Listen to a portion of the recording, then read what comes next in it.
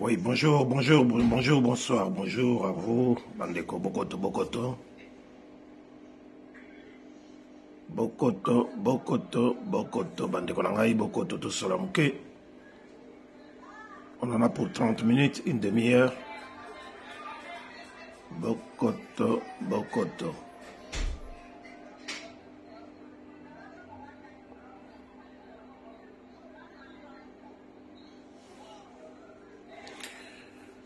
Le sac Bandeko Biscanio sur vos amis, il y a des bolombo greffe international et à peuple mokonzi, peuple souverain. Kakandenge to solo la kanabino, na minute oyo, pesa melibiso awa, to solo la sumuke. Juste pour la mobilisation, juste pour sensibiliser, informer des nouveaux peuples nabiso oyo, azali na Kobunga Nzela, pendant que Mboka Nabiso ezali ko traverser période moko très très grave, période oyo, période moko oyo que ça va faire bientôt plus ou moins 25 ans où tout ça va souffrir na yango.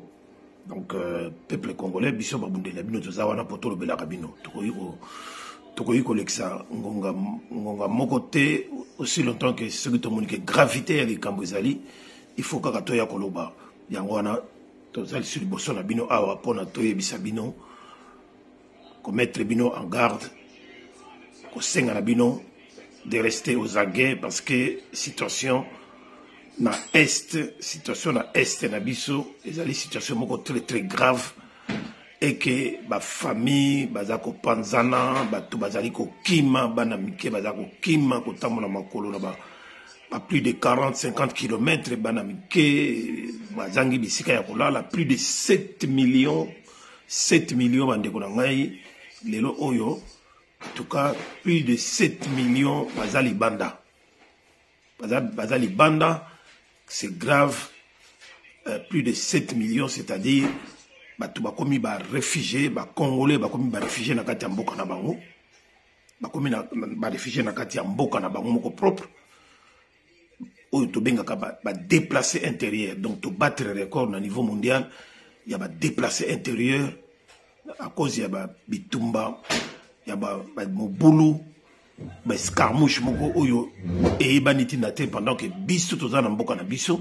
On n'a jamais été provoqué quelqu'un dans Mboka Naye, notamment Rwandais, Ougandais, Burundais et les autres.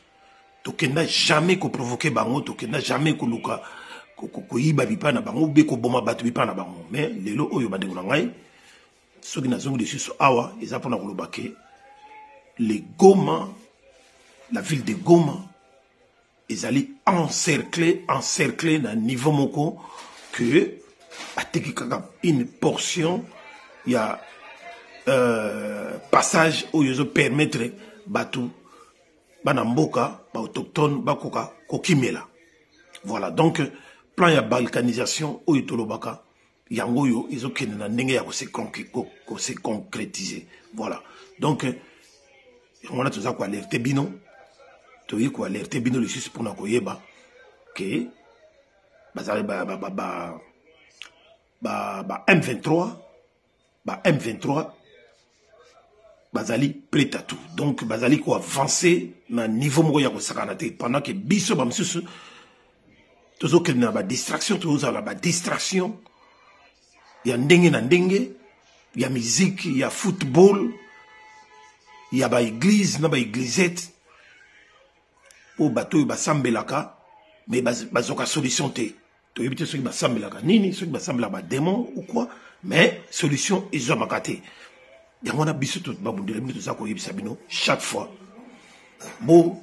bozala aux aguets parce que bitumba oyo eza sérieux ndenge tozokende awa je répète encore une fois boyebake Goma eza menacé, ezali menacé. Lelo to lobby ikoki pe kokoya. Mais na minute yo pe nito zoloba. Ezala ba ndeko na biso ba kimi ba biso baza ko kimati na ba mboka msusu na ba Burundi et consort. Mais boye bake, ba troupe wana ya M23, RDF, ya Rwanda, bazo progresser pe lisusu pour na bakende kozwa Bukavu. Donc na Bukavu kuna batu pe bazali alerter batu pe bakomi kokima. Peuple congolais de partout na est wana bazali ko panzana, bazali ko kima, bazo ba isika ko kendete. Dans l'entretemps ba bombe za ko continuer ko kweya. Ba bombe zo continuer ko kweya eza ko boma na ndenge ya mukete. Eza ko boma na ndenge ya mukete. Makamitozo loba, il faut besoin yango au sérieux. Au sérieux parce que tous ba information moko ils ont tapé na ba source. Ils ont tapé na ba source, yango na biso to lui to kolembate to banika to zaka ko informer bino. Soki to za focaliser na makambo zo salama na STT ba Rwandais ba Ougandais, ba Nilotique, ba tout Rwandais, ba za ko profiter na ba occasion wana oyo biso to za la distrait pour ba kota en complicité avec Félix Tshilolo. Félix Tshilolo et tous les talibans. Il y a IDFS, IDPEST, ba za ko jouer rôle moko nenge papa Ngbanda aloba. Il y a ko blanchir occupation.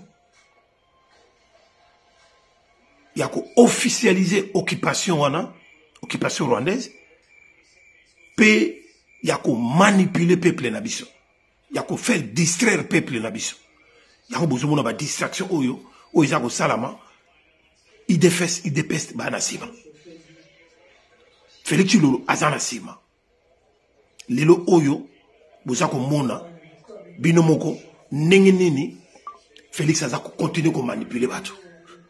Dans l'entretemps,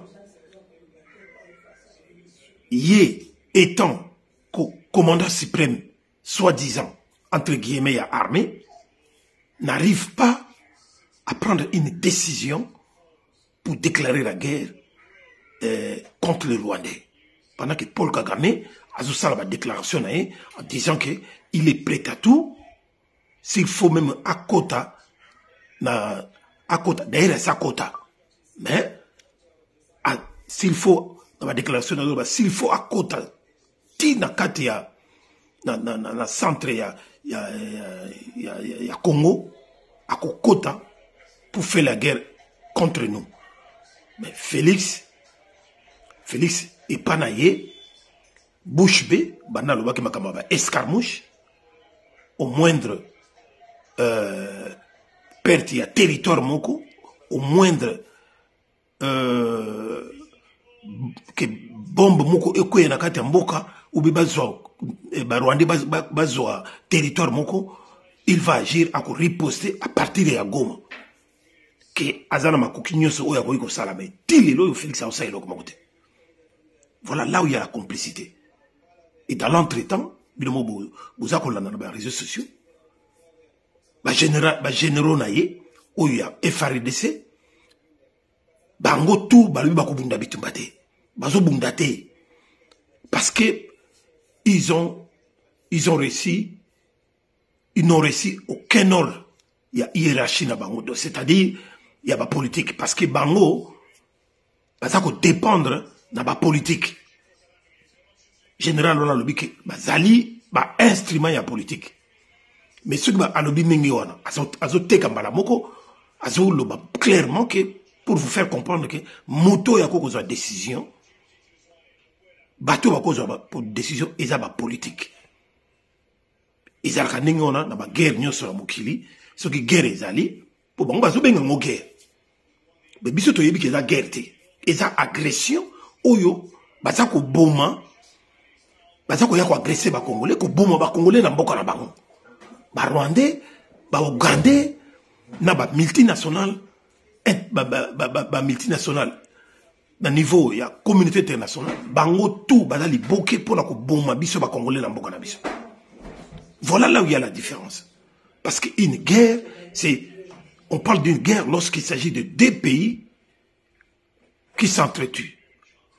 oyo bazali na antagonisme bi bazako biboma ndenge za ko sala na ba Ukraine na Russie. C'est ça une guerre. Mais biso guerre ezate. On nous agresse, on nous tue, bazo boma biso. Titan Amik, merci d'être là. Donc bazo bomande biso, bangunde bazo boma biso. Bangunde batu bazako ya ko agresser biso na mboka na biso.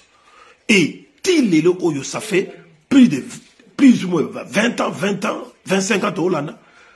Bah Rwandais, les militaires rwandais, bah ça la quota déjà na kati ma belé na biso. Bah Ougandais, bah militaire ougandais, bah soldat ougandais, bah ça peut na ma belé na biso. Mais biso toza nulle part. Que armée na biso izala na Ouganda ou izala na Rwanda. On va vous expliquer ça combien de fois.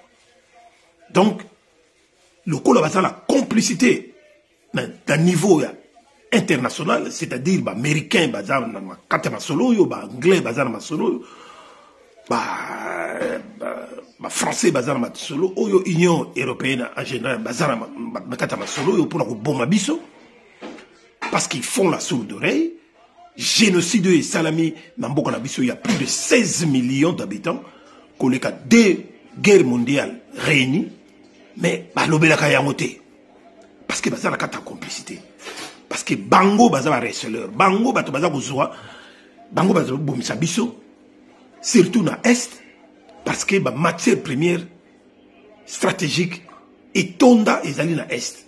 Alors, pour na bango ba s'accaparer na ba zoa yango, ba tchela biso batoyo, ba solo la bango na ba Rwandais, ba Paul Kagame, bangonde bato baza ko bomba biso.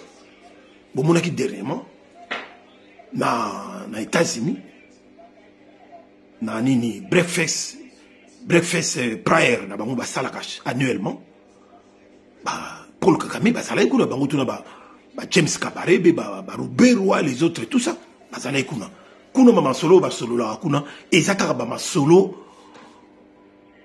moko stratégique na ndenge nini bakoko yako ko neutraliser ba africain ndenge nini bakoko ko récupérer ma belé na biso ya africain et plus précisément, plus particulièrement, ma belé na biso ya Congo. Yango munu bakenda ko sanga na kuna baza ko solo la makamboana. Aucun Congolais azalaka na katuana. Bazo solo makamba Congo pour na ko brutaliser biso, ko boma biso, ko sala ba crime ya minene. Aucun Congolais azali ko na pas ko défendre. Pourquoi? Parce que tous en étaté, tous en république. Parce que tous en un état, à l'époque, il y a maréchal Mobutu, bako sala belo bazo salate. Voilà, même temps tous en na l'époque il y a Laurent Désiré Kabila, bako yeko sala belo bazo salate. Bomona ningi Laurent Désiré Kabila telemela ki bango malgré ye mutaouta ariaka na ba Rwandais wana. Voilà, donc bandiko ngai to télément. Tout tika ko kota na ba distraction ya pambala il y a minene ba lelo to yebi ke football ezali lelo to yebi ke le par robeta to yebi ke ba to belé baza plus focaliser la makambe surtout ba kino na ba diaspora baza plus focaliser la makambe football que makambe zole kana est or goma iko ko ya lelo tolobi sikoyo babandi ko attaquer déjà côté ya Kivu. Boye bake tangu Kivu gome kokoya ba Kivu wana tout kokoya. Et tangu ba Kivu Nord Kivu Sud Kivu kokoya. Alors là à ce moment-là nde sikoyo boko mona sikoke vraiment réalité ya makambo biso to yebisa bino yango wana. Bandi ko ngai bolanda makambo izole kana Kinshasa te wana. Parce que tout le monde, Félix Tshilolote, Azako, que Adzoba Sodanaye, où il a été formé 2 mois, 3 mois, hein, Bachika Tanaye, armée naye tribaliste, tribal, où il y a Sali, tout le monde a plus, Azo qui n'est pas bon, Congolais, n'a pas armée ou Bangazanango, plus Congolais que le Bak ne bon Rwandais. Botan la binomo complicité n'engezali. Que trahison ya monene oyo Félix Azo haute trahison contre son peuple, contre les Congolais, contre Bisoba Congolais dans la Congo. Lui, il est là, Azali, pour travailler, n'a pas tout, ça qui est pouvoir sans pouvoir. Félix, ça vous sale la Biso le côté. Tu y ça qui bino, puis tu as continué que ça bino. Il y a 5 ans passés, à sali rien. Bah, parce qu'il y a pouvoir à couper ça, à sali et l'autre côté. Bah, les autres ça, pas bloqué. C'est quoi? À sali, pardon, à sali les sous, bah, ventilé avec tout ça, il y a tricherie, fraude massive, hein? Hold-up électoral avec tout ça là, braquage électoral avec tout ça. Bon, mon yango binomoko partout n'engé, batunaï bazo tambla na ba machine à voter na ba ndako pour na voter, pour na ko tchaba bulletin pour bulletin za uzala ka moko. Bulletin moko pour na vote il y a présidence de la République, vote il y a législative et puis na vote il y a municipal, il y a municipalité. Bulletin moko. Donc, ba kabola yango, ba machine à voter, on a ba kabola yango, na plus de 15 000 machines à voter, à voler des élections, ba kabola yango déjà. Pourquoi? Parce que, bazala qui a besoin de binoter. C'est dommage, bah qui a besoin de peupleter. C'est dommage quand pour ba maquiller élection, pour ba légitimer élection. Il fallait maintenant qu'on manipule batou, ba politicien ou tungana benga ba politicien, bango tout, ba yé, ba kende na élection et pourtant ba yé bien que l'élection wana, l'élection wana, ils ont l'élection moko déjà triqué d'avance, mais bango ba le bika ba kende élection. Nous ne pouvons pas faire autrement parce que ba congolais, ba politicien congolais, ba yo kakaté, ça prouve à suffisance que bango peut ba zaka ba complice. N'engue ba kende élection. Mais Félix a dribblé Bango, a dribblé na peuple. A dribblé Bango, a dribblé na peuple. Peuple a la souveraineté. Peuple n'a jamais à qu'un a vote, à voter, va considérer bateau Bango va voter. Au bana 2006, Tile le Oyo, Tina Fayulu, la élection 2018, va tchaka bateau na Bango. N'est pas au tchak Félix. Qui va tout moni pe que Félix va passer à saler le locomotive mbala oyo pe à saler le locomotive et au risque plus grave encore tellement qu'a tribalisé l'élection lelo oyo parlement bourré na ba luba plus de la moitié il y a pas parlementaires ce sont des luba ce qui est grave. Parce que, après, il y a changer la constitution. Kalaming a changé la constitution. Ce qui a changé, s'il arrive à changer cette constitution, Boye Baké, Félix sera là pour 24 ans. Maximum. Minimum 24 ans.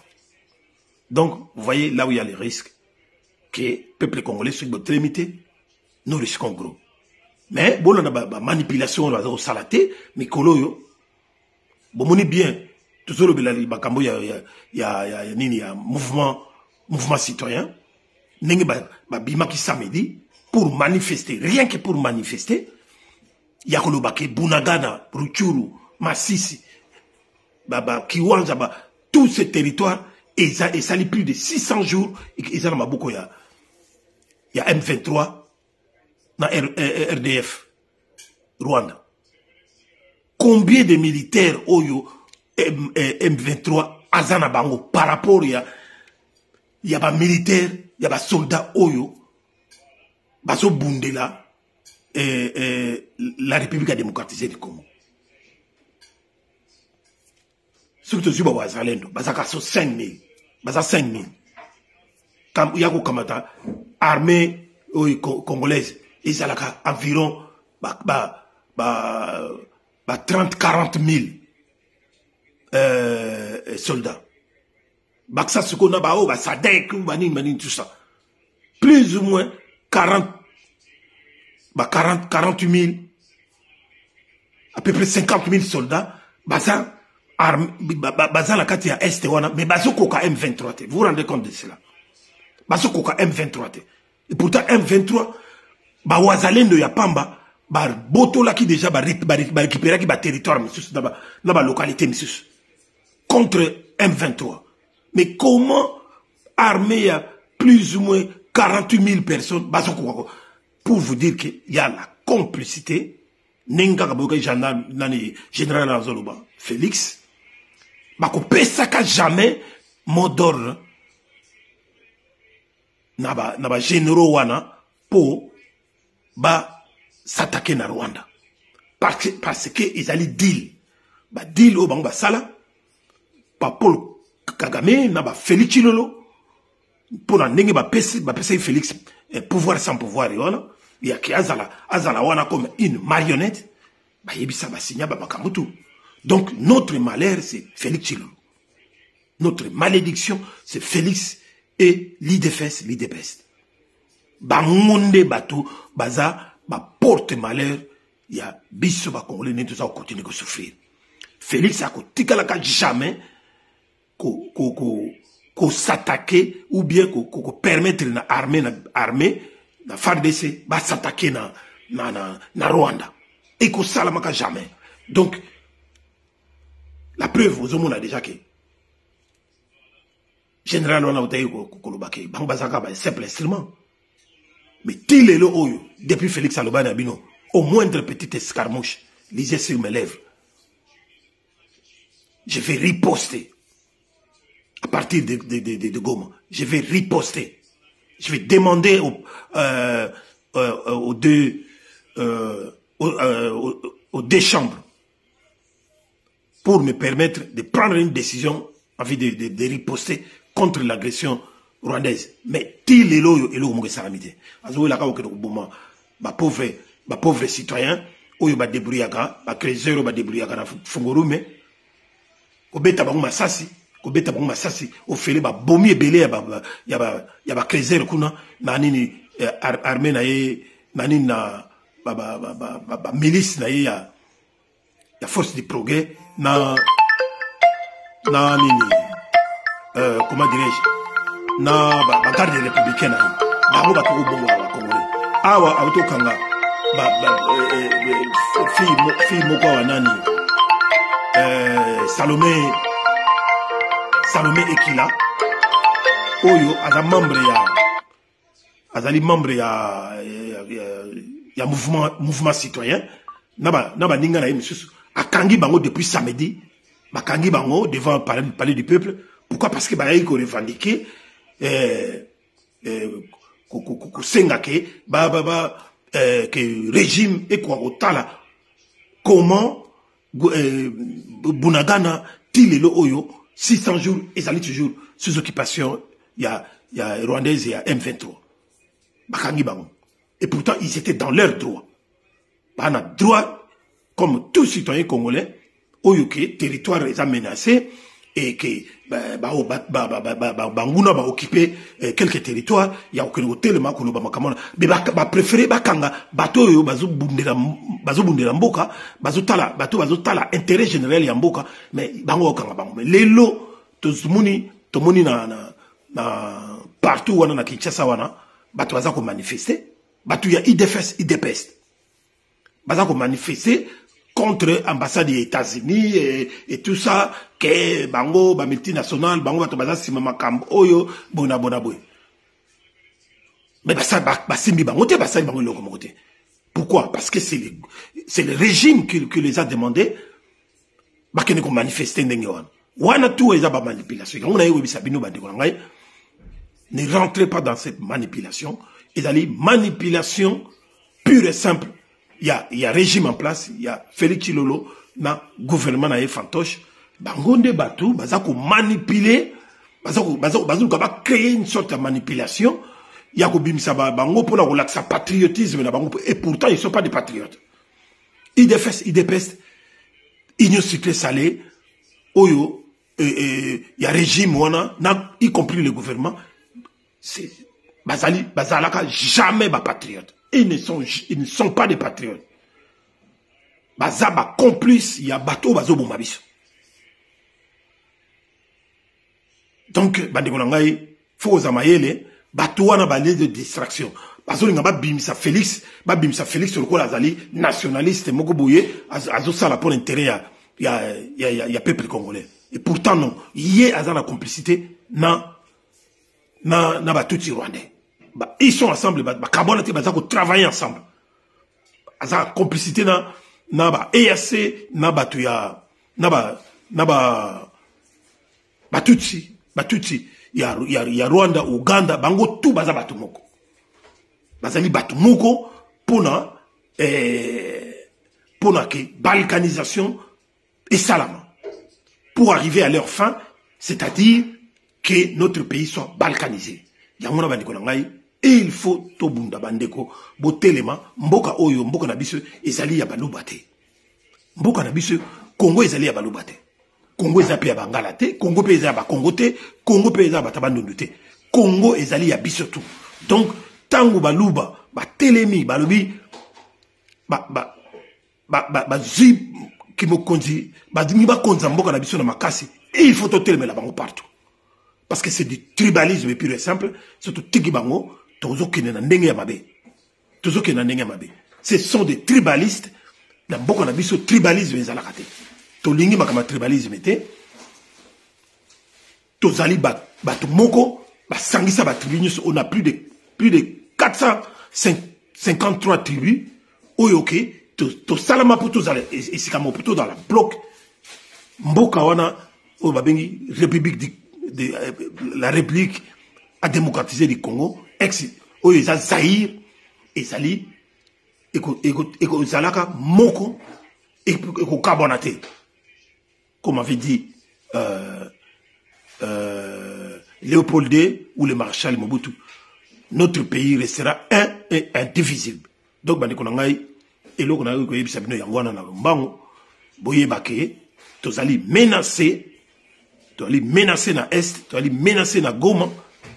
Goma ezali encerclé na ba soldats rwandais M23 bango tout basangani pour arriver à leur fin, c'est-à-dire balkaniser Nord Kivu, Sud Kivu, balkaniser côté wala nyonso na ba Goma partout, parce que yebi ke ba richesse ya solo ezalaka nde kuna ya baza soutenir na ba multinationales,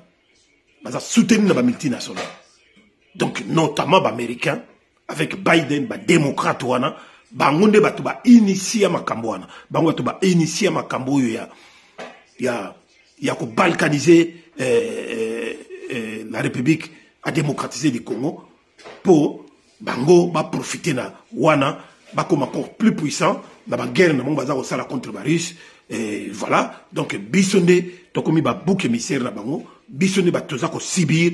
Donc comme on dit, un peuple se libère seul. Donc il faut se libérer biso moko to zela jamais ba to ba uta et pas mususu po ba ya ko libérer biso. Voilà, bandeko nangai totelema football c'est bon, bana wana baza ko beta bali bana na biso ba beta bale na bango, hein, tomoni peke bana pe ba komi pe ko lobela makambo ya Congo, ba komi ko lobela makambo génocide na biso, c'est bon. C'est aussi quelque chose de très important pour passer ma message ya ningona à partir du football. Mais tous à la biso nyonso focus na makambo ezoleka na est tobo sana yangote, on est ensemble.